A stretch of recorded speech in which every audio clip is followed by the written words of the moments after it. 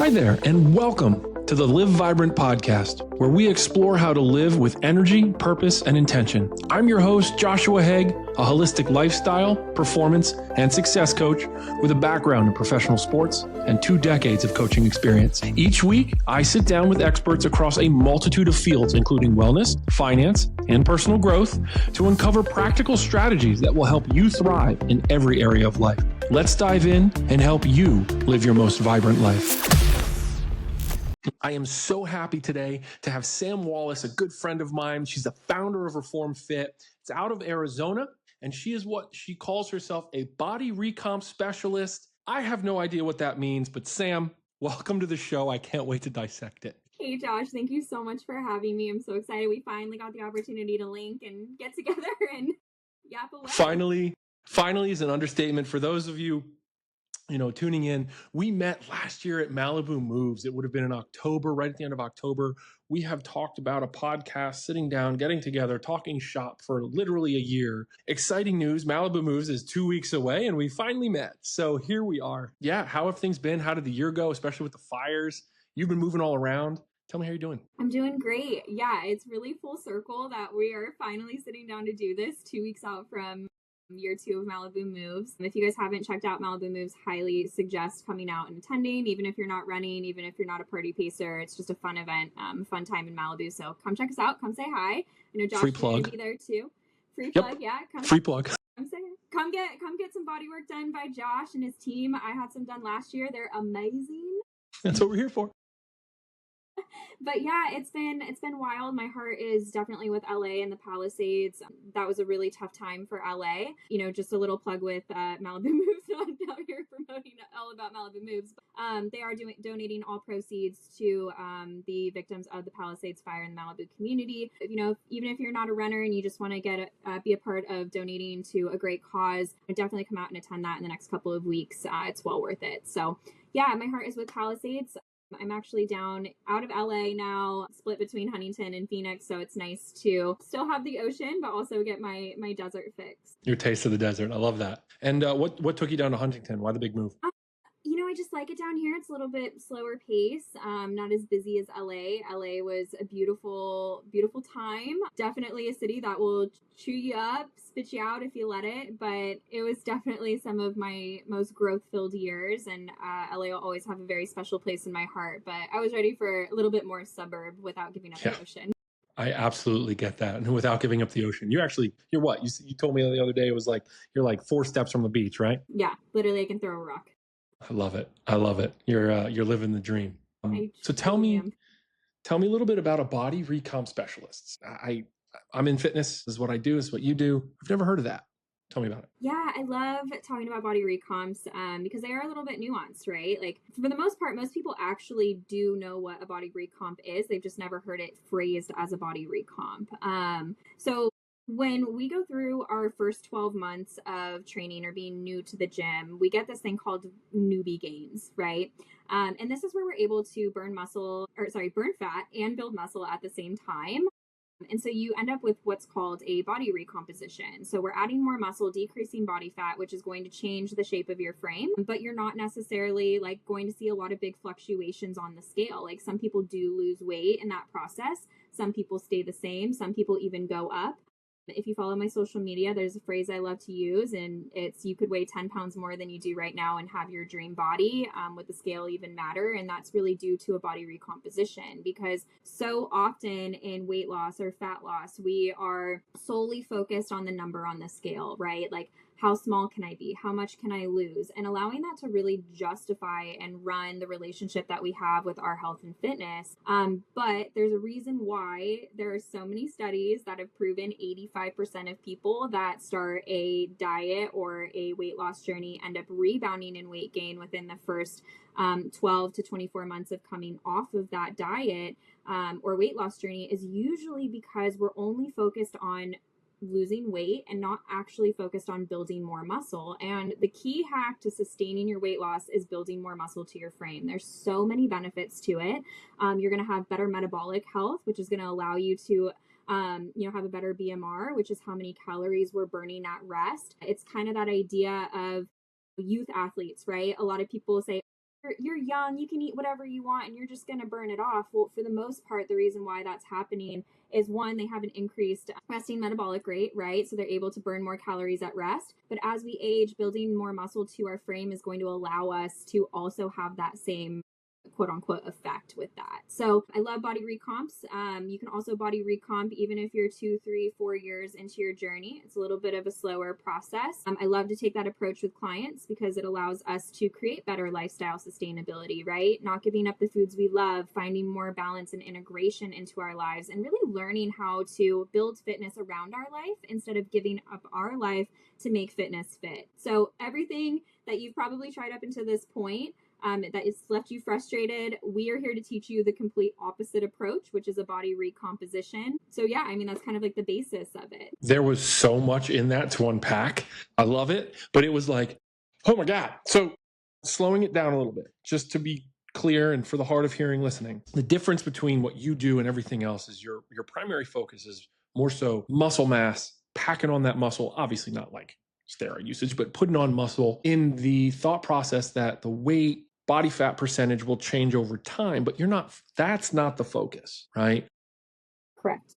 But what happens when I come in and I still want to lose weight? You're still going to lose weight in that process, but we're really in a meet you where you're at phase, right? Most people come in thinking like, oh, I need to lose weight, when really they actually need to eat more. And we actually need to build more muscle mass to your frame. But diet culture has done a really great job of creating a lot of fear mongering around the scale. And so, of course, we're going to fear what we don't understand. And oftentimes when I have clients that come to me that have more of an athletic background, they think, oh, I'm frustrated. What I'm doing isn't working. I'm not losing weight. But when we reshape and reframe the perspective of what we're actually here to achieve, what most people want is they want to get stronger. They want their clothes to fit better. They want that more lean, hard, sculpted, toned aesthetic. They want to look like they actually train because they are training, right? You're dedicating hours in the gym, eating clean, tracking your macros, doing the right thing, but your body just isn't reflecting that. And most of the times it's because we're going to measures of slash our calories, get into a caloric deficit, only prioritize protein, add more cardio, train harder, and then our bodies end up responding going, oh my gosh, I am so inflamed. I'm absolutely starving. You're overworking me, underfueling me. And then we don't end up seeing movement on the scale. So when we actually give our bodies the nutrients and the food that it needs, aka more carbohydrates, moderating out our protein, adequate amounts of fats, lessening the cardio, focusing more on increasing our intensity inside of our training, not doing more HIIT training, focusing on heavier weights, progressive overload, right? These are the things that really start to develop out our body. And depending on where your body fat percentage is at, absolutely you can see weight loss in that process, but you can also go through building muscle in that process as well. And so this is also another form of creating body recomposition, is losing weight in that process, decreasing the body fat, but also building muscle so you are getting that aesthetic that you're really after without sacrificing performance. Because if you are an athlete, even if you're a normal person who just goes to the gym and you're just after a physical goal, you're still an athlete. So we have to treat and fuel our bodies as if we are one, right? And so this is going to allow you to have the best of both worlds and really marry the two. Now, I would just picking a couple from the things you said. It sounds like nutrition. It sounds like under eating and under carbing. It sounds like intensity in workouts, and it sounds like over cardioing. Of those, if you could order them, I technically named 4, but it's really 3 categories. What's the big dog that you see as the major problem that people tend to gravitate towards? And then because I'm trying to order them in terms of how I coach people, when I have conversations, when we talk that recomp concept, what's the big outlier problem? What's that number one? Yeah, the number one always comes down to nutrition. It always comes down to nutrition. You cannot out-train your fork. No matter how hard you try, no matter how hard you work, your results are built in the kitchen. And most people are like, well, I eat clean, I eat healthy. And sure, eating clean and eating healthy is an awesome thing that we should all be more aware of and more mindful of. We should all be working to make more balanced decisions in our health. But the pendulum swings, right? So people think that in order to get these results, I have to thrash all my calories, I have to cut out carbs, right? Because somewhere along the way, like keto, Atkins, all these diets taught us that carbs are bad, but carbs are your friend. Carbs are amazing. We need them for energy. We need them for muscle building. We need them for performance, especially which brings me into phase 2, right? That progressive overload in our training intensity, which would come second. We need those carbohydrates to replenish. We need them to fuel our training, especially when we're focused on pushing heavier weights and that progressive overload. We need fuel. And so carbohydrates really are your fuel. But yeah, as far as nutrition goes, this is tried and true, the first and most important component.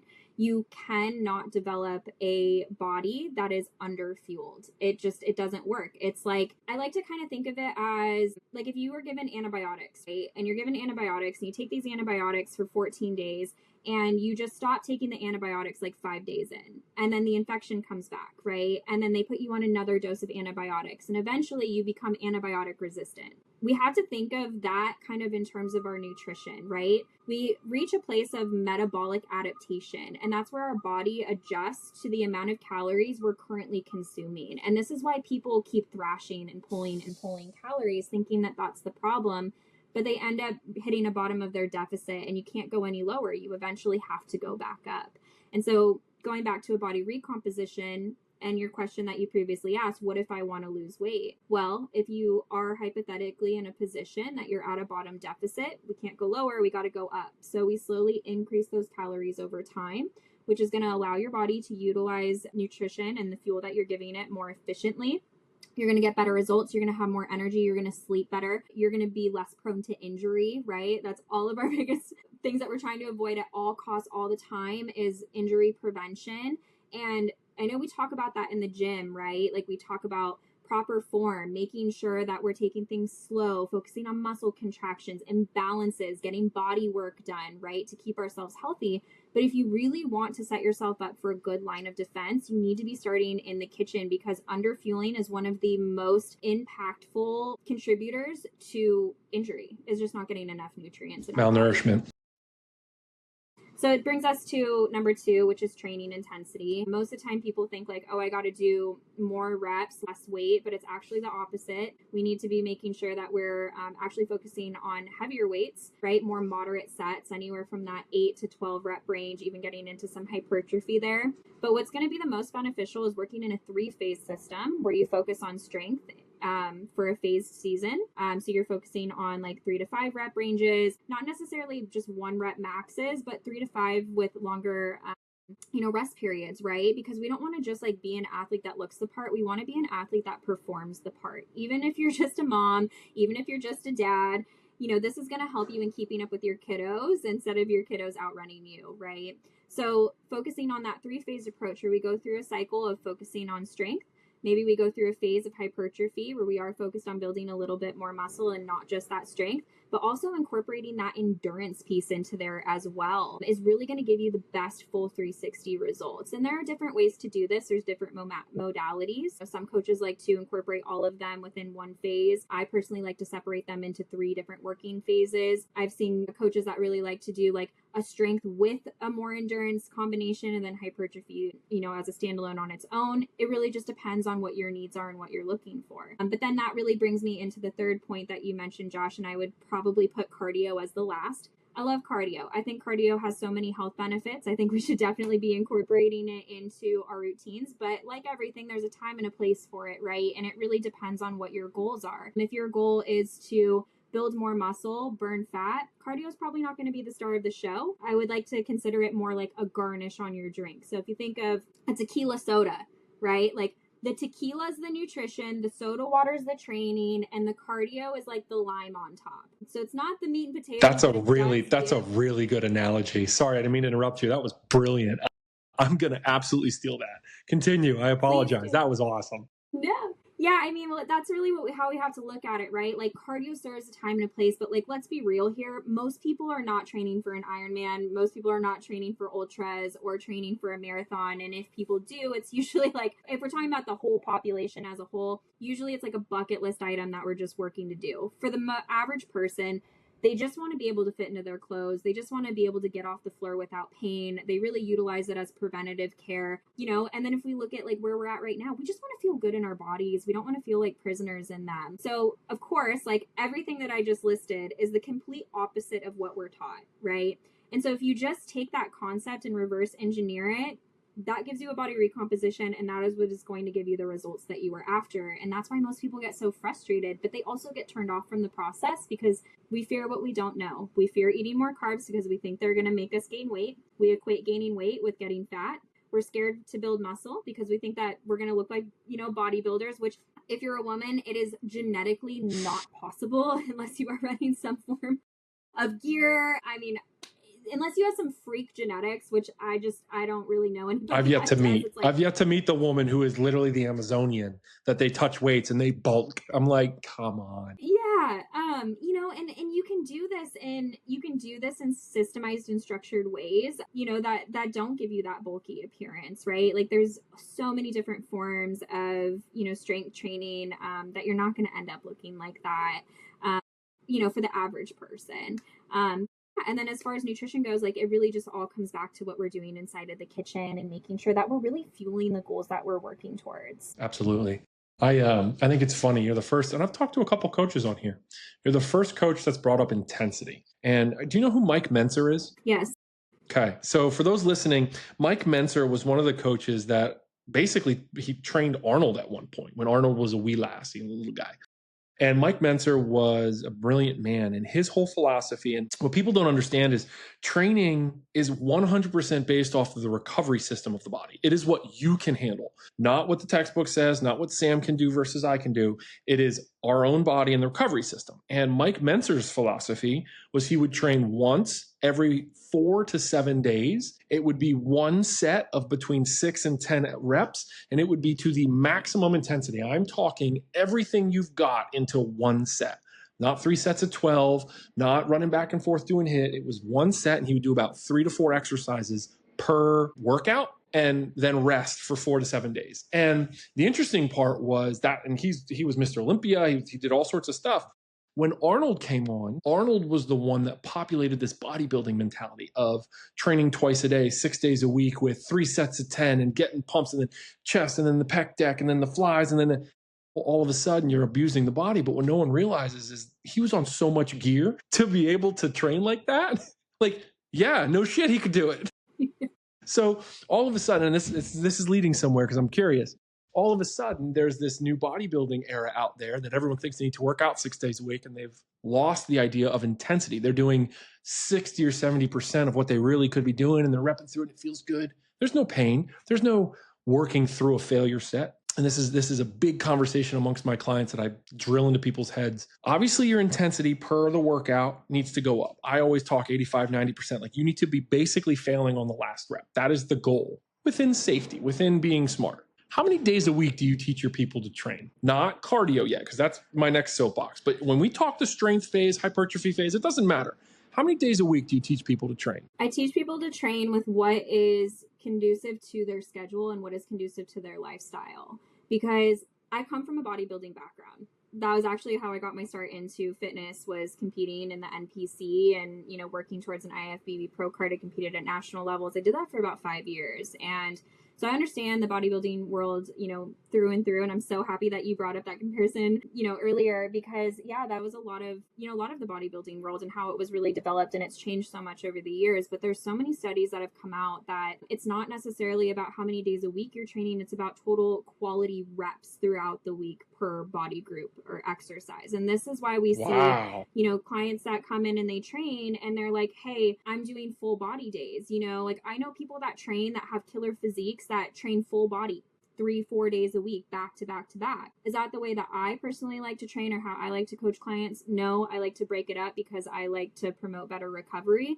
But it's not to say that you can't get killer results doing it that way. You absolutely can, because it really proves the point that it's about total reps completed in a week, not about, necessarily like all of the exercises that you can cram into one workout or just focusing on one body group. Like, a lot of the times you'll see for women, like let's just touch on women. Every woman wants to build bigger, fuller glutes. That's usually what most women want to come after. And so do we train glutes one time a week if that's the goal? No, most of the time we'll train for about 3 days a week, giving 1 day of rest and recovery in between, but really prioritizing the glutes.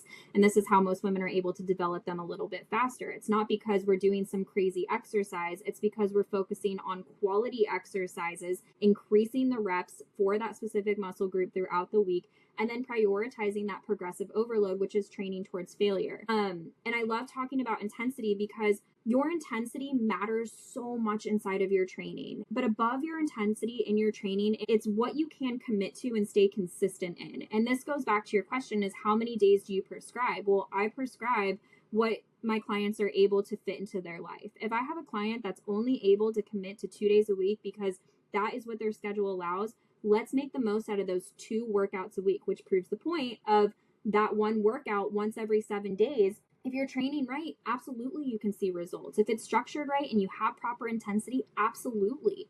And I do have clients that train 2 days a week that still get killer results, like my 5 to 6 days a week athletes that are, my athletes that are training 5 to 6 days a week. Are they going to see them as fast? No. In comparison to somebody who's training 6 days a week, absolutely they're going to see results a lot faster than somebody who's training 2 days a week, but it doesn't mean that it's impossible. It just means your journey looks different. So first you have to commit to, what does my frequency and my schedule allow? So identify that first.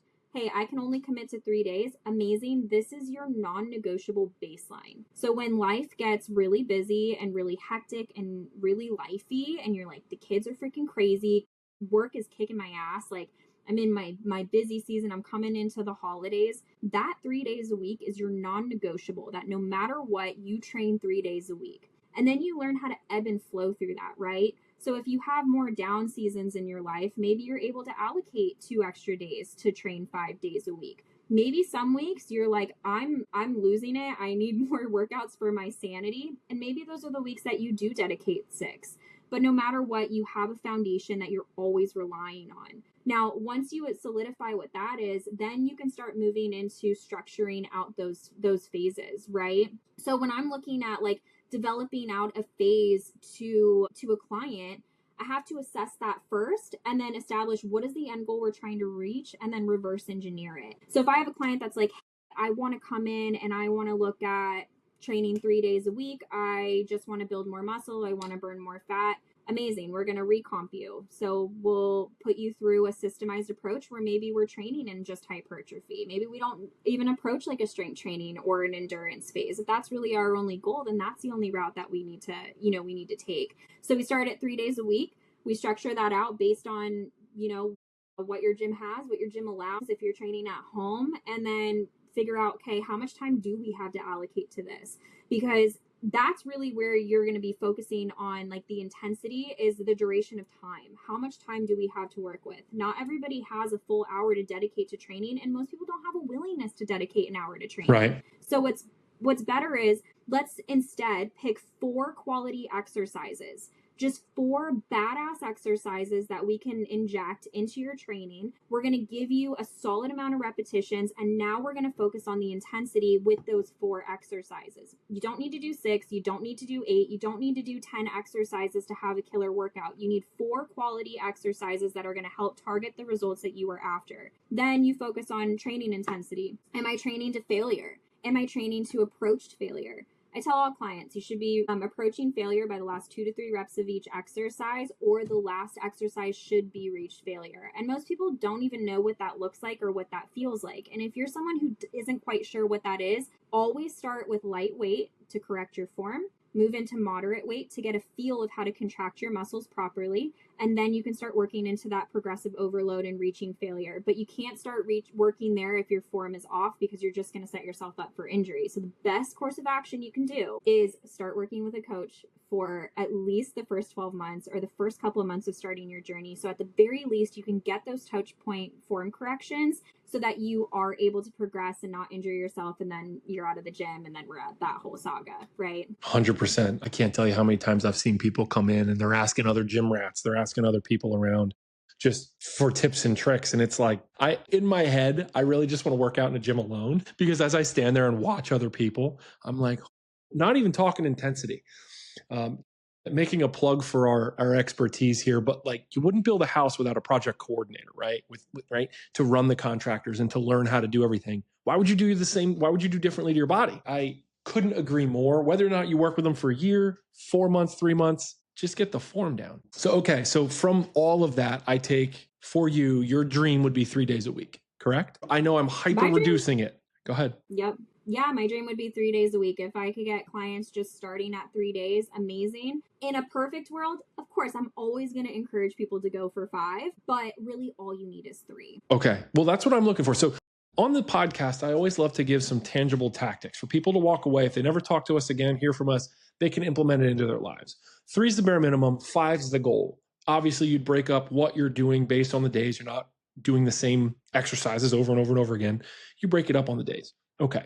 How do you work cardio into that? Yeah, so cardio is really dependent on, again, like what you have time to allocate for, but there's a couple of different ways you can approach this. First, you have to assess, like, what is my goal and what am I really trying to achieve? If our goal is to, achieve more fat loss, I'm probably only going to prescribe cardio on upper body days or more recovery days or the intermittent days, right? And when I do this, I'm not focusing on a super high intensity because my main super high intensity cardio, right? Like I'm not going to be like, hey, go do, 45 minutes of HIIT training. I'm going to prescribe, some slow, steady state cardio where we're just working to get our heart rate up to maybe like 142 beats per minute, just like right in that zone 2 is really what I'm looking to help maintain. One, this is going to help you create better long-term endurance, especially if you're someone who wants to get into running. If you want to just increase your, cardio output too, amazing. If you want to get even better about this, take it outside, increase your VO2 max. If that's something you really want to start tracking and working towards, that's going to be an amazing way.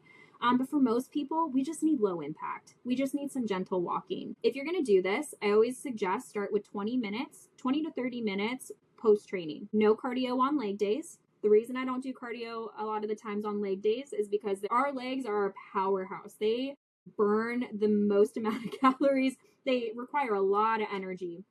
And so we're already burning so many calories during that point. A lot of the times we just need to prioritize recovery on that lower body. If you're dying and you're like, I need to walk, I need to do something, amazing. Just do like 20 minutes. That's all you need on a leg day.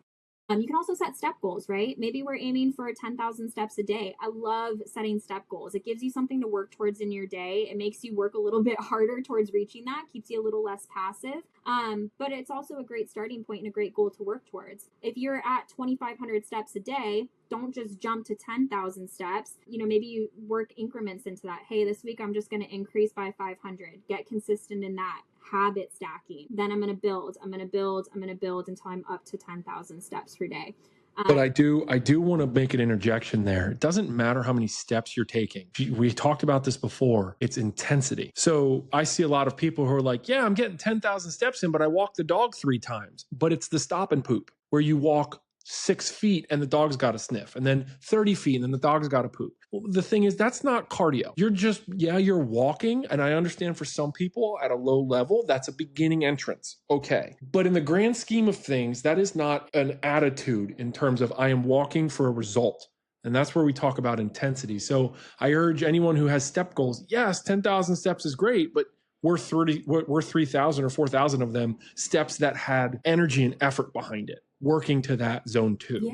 I think that's important to say. Totally. And I think it also too, right? Like you said, assessing where you're starting. And so if you're somebody who is like very sedentary, you have no exercise activity in your lifestyle at all, just getting up and walking the dog is going to be a great starting point for you because you just got to get yourself into the motion of walking and leaving your house. Even if you have a walking pad, right? And that thing's been dying in the corner. I had a client last year. She got a Mother's Day walking pad, sat in the corner, never hopped on it. We're not going to make her jump on there and be like, hey, you're walking 10,000 steps. That's not going to boost her confidence. But we did start with a small step goal of, hey, let's just start with 10 minutes a day. And that was a good starting point because she was sedentary. Now, if you're an athlete, or you're someone who's already training 3 to 5 days a week, what are you doing? Like, let's just have an honest conversation here. What are you doing? If you're going to get out there and you're going to start incorporating cardio and prioritizing that, we like to say walk with a purpose. Okay. Like, even if you don't have an Apple Watch, even if you don't have a Fitbit, you're not tracking,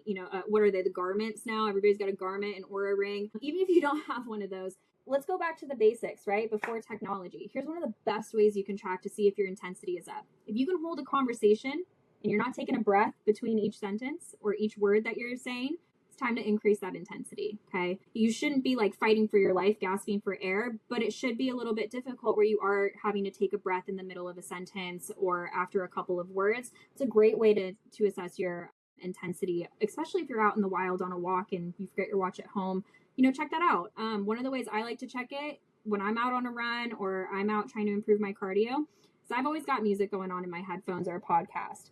I either try to say a sentence out loud or I just try to sing like a lyric of a song. And if my heart rate isn't up high enough, then I know it's time to increase that a little bit. But it's also great because it teaches you how to assess your intensity too. Like we rely so much on these watches, right? Or these pieces of technology that I think a lot of the times we lose sight of connecting to our bodies and like really learning how to drop into our body and listen to what it's telling us. And that's a really integral and important part of your training, is learning how to listen and feel your body, whether you're lifting weights in the gym or whether you are doing cardio. So yeah, I mean, think about walking with a purpose. Even if you're not out there like sprinting or jogging, like, even if you're just walking, walk with a purpose, walk with intent, think to yourself, come on, keep up. And realistically, I think it's important to make a note, right? We're talking about cardio in the sense of zone 2. And you'll hear cliche from Orange Theory talk about it being your fat burn zone. There is no such thing as a fat burn zone.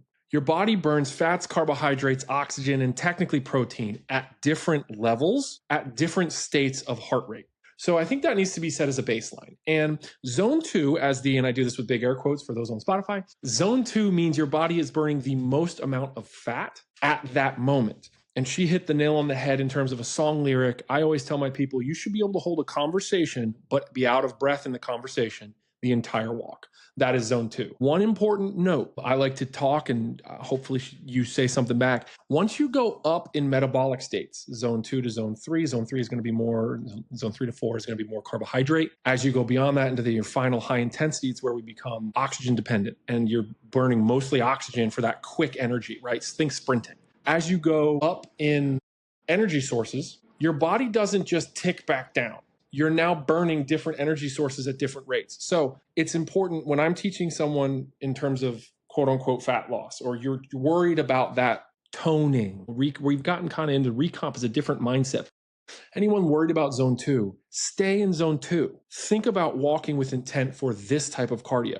If you want to work endurance, do that type of cardio. If you want to be a high intensity athlete and you're working for stamina or that ballistic power, then you're sprinting. You're not worried about zone 2. Don't mishmash everything together because your body likes to pick one thing and drive for it. You can do different things through the week, but today for 20 minutes, I'm doing HIIT. Today for 20 minutes, I'm doing zone 2, and focus on that, believe in that, and your body will respond in kind. And that's just kind of my side note to all of this, but we think very similar. Yeah, I actually, when I was younger, I did coach for Orange Theory for a little while. And, I mean, Orange Theory is great. Like, Orange Theory is great if you're someone who just needs community and you just need a kickstart and you need someone to, like, yell at you and tell you what to do. Like, I think Berries is great for that. F45 is great for that. Orange Theory is great if you're just looking for a community aspect. But also coming back to, like, what you were saying with the cardio, I mean, it's EPOC is usually what they teach, exercise post-oxygen consumption. Orange Theory does a fantastic job of marketing to, like, you're going to burn fat for up to 72 hours after you're done with this workout if you hit the orange zone. It's all marketing. Really, it's just referencing exactly. It's all just really great marketing. You're going to get better results just going into the gym, following a progressive overload strength training, plan that's really going to get you the best results. Orange Theory, F45, Berries, they're just not going to produce the results that you're after. You'll definitely burn some fat. You'll build a little bit of muscle, but you're eventually going to plateau. And I have a lot of clients that come to me that love group coaching. They love these, but again, they're HIIT training. They're high intensity, styles of cardio that incorporate some weights, but we become victim to the marketing of it because, again, we do what we don't understand. And that's all right. Like, it serves a time, it serves a purpose. I've got clients that incorporate both and they get fantastic results. Again, fitness comes down to what you need it to look like for you in your life. But if you are going to choose these modalities, you need to understand what results they're going to produce so that you can choose the right realm that is going to best support the goals that you are after. If you don't really care about your body composition and you're not really wanting to build more muscle, you're not really like worried about rebounding and weight gain, you just like to be a part of a community and move, then like maybe those are fantastic for you and there's nothing wrong with them. They're successful. They're there for a reason. I think you should definitely be a part of those. If you are someone who is looking to improve your performance, you want to build more muscle, you want to improve yourself as an athlete, the gym, strength training, and body recomposition is probably going to be a better fit for you. If you're someone who wants to go on to do, we were just talking before this about like half Ironmans, more endurance sports, or like half marathons, like getting into like pushing those boundaries. Maybe you've already done a 5K and maybe you're like, hey, like what's next? I want to do more. Then this is where your training is really going to change from just being something you do at your leisure to doing something you start training for. And that requires more specialized approaches, right? Where we're focusing on our body work. We are focusing on strength. We're focusing on power, endurance, building more muscle, hypertrophy, which Josh is fantastic at all of it, especially body work side. So tried and true, trust it. She hit the nail on the head there. We're talking general fitness for the length of this podcast. If you're really looking into more specialized things, you do want to compete, you want to pick up fighting, you want to pick up endurance running, it doesn't matter what it is, you want to pick up golfing at a higher level. There is specialized training for that. And some of the specialized training contradicts some concepts that we did say today. The whole preface of this podcast is for general fitness for those who are looking to feel their best, live pain-free, lose or gain a little bit of weight. But we're talking Gen Pop, right? Which means, let's say 20 to 21-year-olds through 60. We're not special populaces, not elderly, not young. Like this is Gen Pop fitness. And I kind of wanted to kind of like boil it backwards as we come to a finish here. It's important, I think, for us to understand that this is a pyramid. Nutrition should be at your top dog. I think regardless of what your fitness goals are, regardless of where you're at, nutrition takes the cake. If you only have a limited amount of time, strength training has got to be your number one. And like she said, if you're an endurance athlete, things like that, okay, there's a little bit of a dance in there, but now you're a specialized athlete. And that strength training, regardless of how many days a week you get, regardless of what cardio you're choosing to do, any of that, if you get 1 hour once a week, it should be strength. It should be a dedicated lift. And I think because the world is so warped in caloric burn, you hit this thing, you were on such a good blurb, I didn't want to interrupt you, about Orange Theory. When we strength train, a good analogy for people to think about is that's the engine of the car. You're growing your muscle mass, right? By however much. And what people don't understand is the more muscle you have on your body, the more energy it's burning to just exist. So the EPOC, this afterburn effect, right, is coming more so in the fact of you have this massive muscle and it's got to exist. Well, if I can get you more muscle, it's going to burn more. Cardio is considered the quick calories. It's you want to burn 300 calories really fast. It's right here. It's present. It's now. It's the aerodynamics, right? It's just kind of like slap on, slap off. But the real powerhouse, like if you really want to make change to your body, it's that strength training concept. It's putting on that muscle mass because long term, laying on the couch, you're burning more energy. That's where the secret sauce is. And as you boil it backwards, cardio is, like she said, the lime and the tequila. And that's where I'm ending it. Two trainers just talking about drinking here. I'm in. They say trainers have the worst habits. Hey, I'm sober for a reason, so. Proud of you. I try. You have to have two, one for me. Bet. Yeah. God, it makes me sound so bad. Done. Yeah, just double up. You'll be fine. Double up. I'm curious as to your thought as you went on nutrition. This is probably my last question for you as we wind down here. What are your thoughts? Like, I'm carnivore. I've been for 2 years.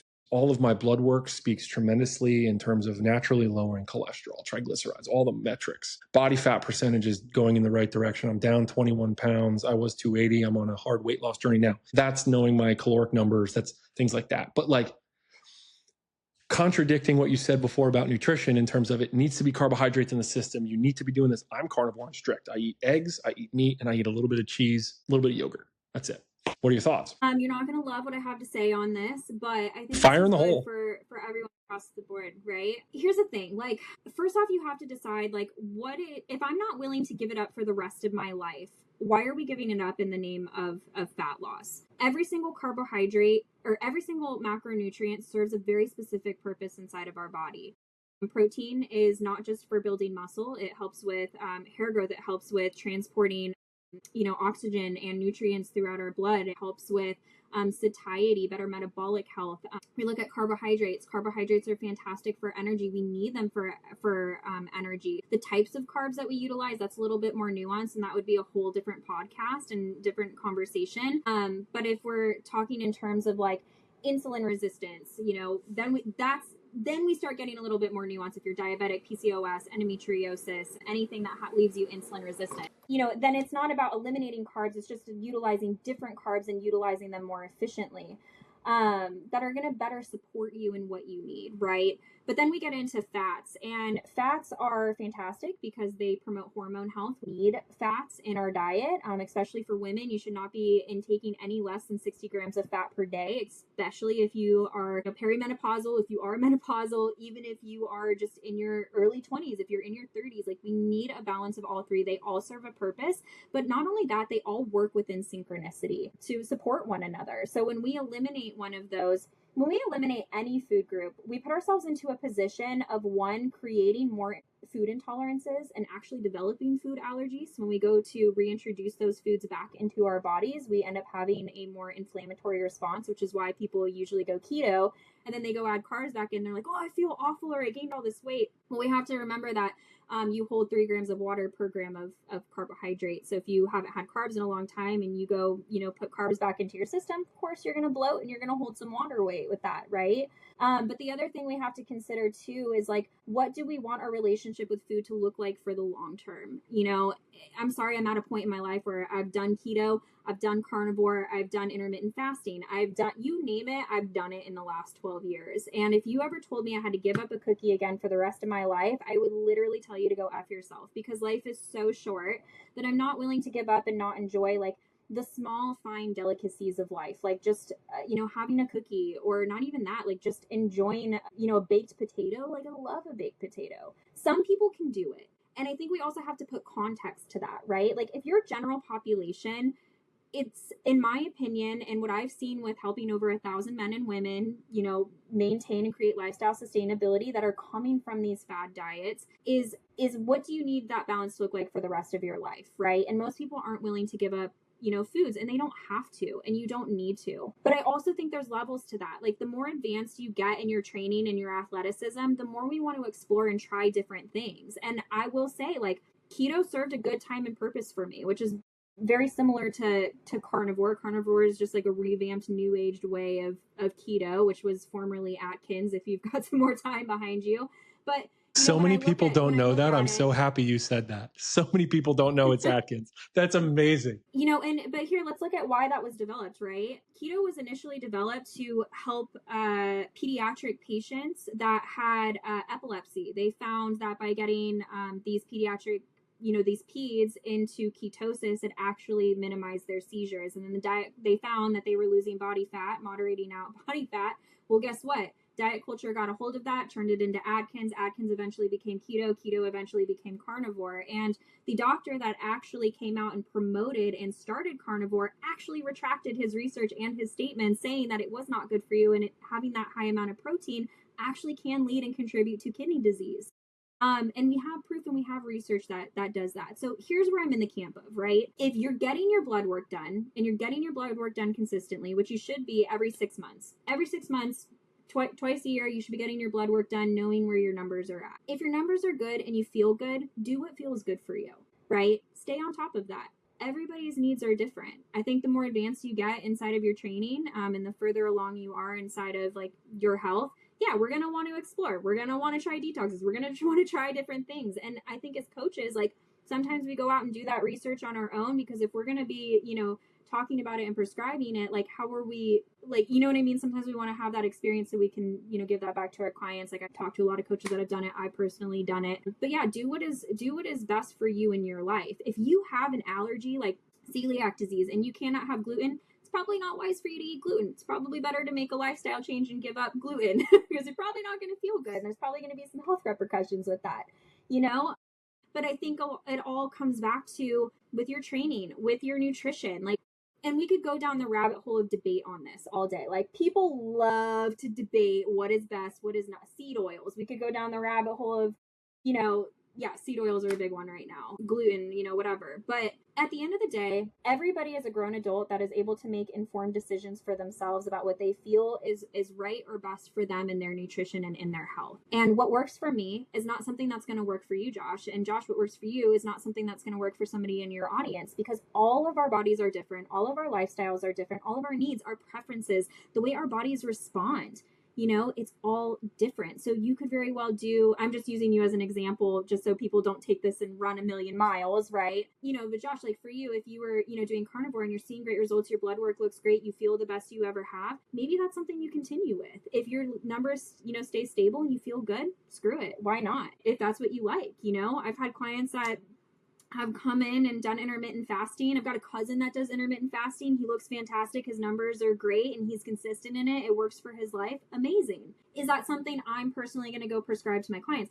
No. I'm not going to be the first one to be like, hey, let's just take you intermittent fasting. I'm always going to promote the idea of breakfast first, because there's research that backs it. There's research out there, that proves that we need to really start our day for hormone health and balance, starting with breakfast. But does that mean it's going to work for everyone and everyone's going to feel their best? No. Nutrition and training is not a one size fits all. And that's why we need to really do our due diligence. And I want to wrap up with this and saying we need to do our due diligence of understanding that there are different modalities of fitness for a reason. And we cannot put ourselves into a box of nutrition and training being a one size fits all, because our lives look completely different. Our bodies all look completely different. Our needs are completely different. And so to say everybody should do it one way, this way, or no way is completely false, because we have proof that keto works. We have proof that Orange Theory works. We have proof that high carbohydrates, works. We have proof that low fat works. We have proof of all of these things. But if I put us into the same room and said, okay, Josh, you and I are going to do the exact same protocols at the exact same time with the exact same training and the exact same nutrition, we're probably not going to get the same results. And they may be similar, they may be close, but they're not going to be the same. And so we need to really take that into consideration as consumers, as we are seeking out coaching, as we are seeking out nutrition, as we are seeking out our training, that we are doing our due diligence, our research, knowing that we are adults with free will. And we need to be, really finding coaches that align with what we're trying to achieve. We need to find training that supports what our body needs. And we need to find nutrition that supports what our lifestyle needs. So do with that what you will, but that's really what I teach, is that lifestyle integration. And I hope that answers your questions. I asked you that. And for those listening, I asked her that in a booby trap question. I knew she was going to go off on it. I was waiting all podcast to here you go, tee up. So this is how she's an absolutely phenomenal coach for those struggling right now and maybe wanting to entertain an online coaching endeavor. She has no idea my health background. She has no idea who I am, what I've done. I am an elite athlete. I get my blood work done every 3 to 6 months. I have been on a journey of trying to figure out some natural things to fix internal imbalances. And to sum it all up, I've stumbled across carnivore and I have never felt better in my life in terms of inflammation, biomarkers, things like that. And what she said, which is, I cannot stress this enough for everyone listening, it's what works for me. Like when you dive into my individual training sessions, I am a nutritionist and I was a chef for almost 20 years. I preach a balanced diet. I teach my clients carbohydrates. Personally, on this side of the phone, I get my blood work done consistently enough to make sure I'm monitoring. Am I having kidney problems? Is my white blood cell count off? Is my cholesterol skyrocketing? And I'm also doing it as a fact-finding mission to see if I can actually make an admirable change in my biomarkers, right? Like it's something to really grasp onto personally. So when you're diving into your own health, this is the reason to have a coach like Sam, a coach like me, right? Her answer could not have been more perfect. Figure it out for yourself. Get your blood work done, take it step by step and do what feels best. Listen, right? Feel inside what's going on. Don't just jump in because some coach is telling you that you have to use kettlebells. The coach doesn't know what they're doing then. If some coach forces you into a methodology, you need to run. They do not understand coaching. But with that, I cannot thank you enough for coming on. This was amazing and absolutely made my week. So thank you. Give us a quick rundown, socials, website. How do we sign up with you if I want coaching? Give me the spiel quick. Yes. If you want to connect, Instagram is definitely the best place to do that. You can give me a follow at Sam Wallace Fit. I've got a ton of free resources on there. So many things to help my community. We're definitely unique. We love to have a good time. So definitely come over and hang out if you are keen. You can also check out our website, reformfit.com. That's rfrmfit.com. And I know Josh, you'll drop that in the show notes because it is a little difficult to spell. But yeah, if you want to learn more about how we help, definitely encourage you to go through our testimonials and see what our clients have to say. I'm a big let it speak for itself. So if you like what we're about, you find a story that aligns with you, head over to our discovery call page, watch the videos on there, take a gander, be a skeptic, and come in and let me prove you wrong. You can just do that by clicking the book now button, fill out an application, schedule a free discovery call. You don't have to worry about being sold anything. This is just an opportunity for us to explore meeting you where you're at. If we're the right fit, we can definitely jump on a secondary call from there and explore some programs that may fit well within your budget. We have plans that work with most budgets. I definitely encourage you to take a look at that. But yeah, if you're a skeptic and you just want to see what we're about, come hang out and let me just prove you wrong. I love that. Sam, I look forward to seeing you in 2 weeks. And again, thank you for coming on, and we'll talk soon. Thank you for having me. Have a great day.